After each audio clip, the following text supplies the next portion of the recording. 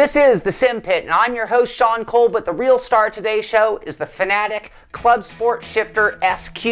It is a 7-speed H-pattern shifter that is also dual-purpose and can also be used in sequential mode. The SQ model comes in at $199.95 plus shipping and handling.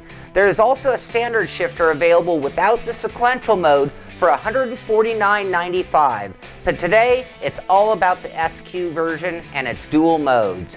The SQ shifter comes very nicely packaged in a stylish box, and it comes in at a hefty 5 pounds or 2.5 kilograms. As the shifter comes out of the box, you get a first look at its beauty. The outside casing is made completely of black anodized aluminum with a vented looking box on the bottom. The top side of the shifter reveals an elegantly curved top that opens up for the shift lever. There's a nice Fanatec logo and very clearly labeled numbers for the gears. The shaft itself is also made of metal, and on top is an anodized aluminum shifter knob typical of a GT style car. Also included in the box along with the shifter are various cables, mounting hardware, and most importantly, the second shifter handle that is a little more elongated and resembles the type you would see in a rally car or a sequential gearboxed car. Each handle is threaded onto the shift lever, which is a standard size, so if you want to change to an aftermarket knob of your own, you can. Starting off in H-pattern mode, we can shift to 6 of the forward gears through a series of shaped gates that make the shifter intuitive of our sequence of shifting. There is a smooth channel for the neutral position with a block to the left preventing shifting into reverse. You must push down slightly and then move it far left and into the upward position to get the reverse gear. The same is true for the 7th gear, but pushing far to the right past the detent and then up. When moving from the neutral channel into any of the gear gates, you will feel a pretty solid clunk or a frictional spot that you must push through. The amount of friction at that moment is completely adjustable with a 5mm Allen wrench.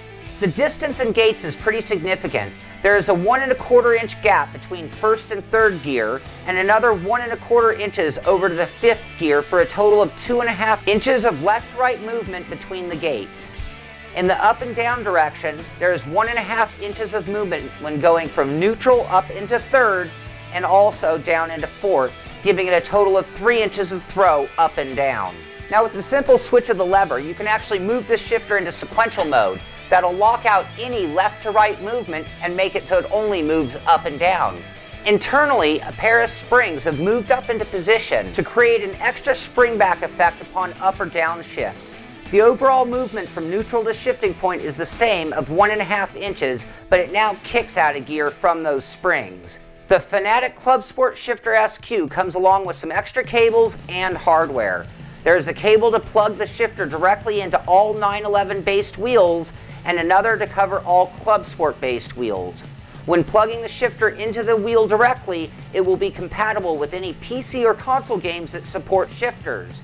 However, you will not be able to use the 7th gear when plugged into the wheels. In order to utilize the 7th gear, which is only supported by certain games, you will need to use the PC adapter, which is not included and costs an additional $19.95. On the software level, you will need to install the Fanatec drivers available from their website. Once those are installed, the shifter is recognized, and from there you can do any firmware or software updates needed. When using the adapter, there is a simple calibration process to follow, but when using it with the Fanatec wheel, there are additional instructions to follow in the FAQ section of their website about calibrating the shifter through the wheel. On the hard mounting side of things, the shifter is very brilliant. There are channels on the corners of the shifter with slots to slide in the hardware.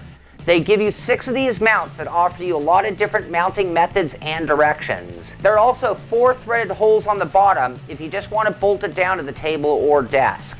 Because of the bulk of this shifter and the load put upon the shifter while using it, you're going to need it mounted pretty solid to get the best performance. Now let's really get down to it, and this is the moment we head out on the track with our new shifter in H-pattern mode. The movement of the shifter is perfectly smooth and an easy path into the gate when you feel that frictional clunk. This feeling is not identical to a real shifter, but it certainly mimics the feeling of engaging a gear pretty well. When we make our pull from 1st to 2nd, the transition is also very smooth, and the shifter has no desire to find the wrong gear. We feel that clunk as we pull out of gear, and then again as we cross the neutral gate and into second. The shift up into third has our first movement to the next gate on the right. The intuitive H pattern of this shifter comes through and the shifter works its way into third without any thought. Again, the frictional clunk of going in and out of gears is felt. Shifting our way all the way up into the high gears, we get the same results each time. And on the downshift, the same is true as well. The Fanatec Clubsport Shifter SQ does a wonderful job of mimicking every aspect of shifting except locking me out of gears during a missed shift, and I don't know of any such shifter on the market today. When I switched the shifter into sequential mode, I also changed the knob to the taller one like the rally style bump shifter. The shifting in sequential mode features the exact same smoothness and frictional clunk when going into the up or down shift positions. The overall throw of the shifter also remains the same. The springs that pull into position in this mode offer two different new features. There's a little bit more added tension when pushing or pulling the shifter into gear. But most important is that now the shifter kicks itself out of gear as soon as you release the hand, hence the name bump shifter. Now let's move into the good, the not so good, and the bottom line about this shifter. Starting off with the good, the shifter is dual mode, both H pattern and sequential. It comes with an extra shifter knob, both are made of metal. It has adjustable tension.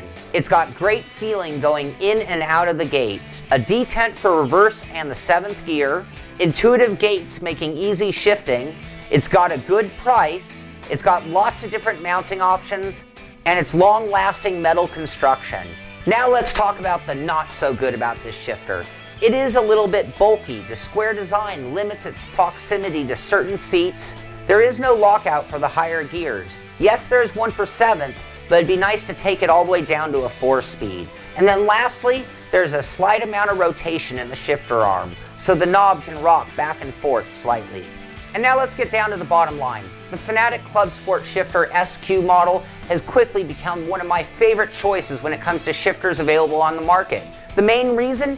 It's a dual-purpose shifter. For $200, you're getting an H pattern and a sequential, and both of them perform about as well as any other shifters I've ever tested, and that's a big bonus, especially when I consider to its counterpart. For $50 less, you can get the H pattern only, but I would easily pay the extra $50 for the dual-purpose mode. The other reason I really like this shifter is despite its bulky design, it is a good-looking shifter, and it definitely feels like it's built to last. It comes with a quality knob for the GT style, comes with a quality knob for the bump shifter style, and that's an added bonus compared to some of the other shifters on the market as well. So as you can see, there are only a few things that I don't like about this shifter, and it is far outweighed by the things that I think are great about this shifter. So ultimately, I hope you've enjoyed this review. I hope it helps you decide if it's a shifter for you or not. If you have any questions about it, if you think there's anything that I didn't cover, please contact me at sean@thesimpit.com, and I'll be sure to answer questions or maybe even include it in a future show. Ultimately, this is the Simpit. I'm Sean Cole, and I'll see you on the track.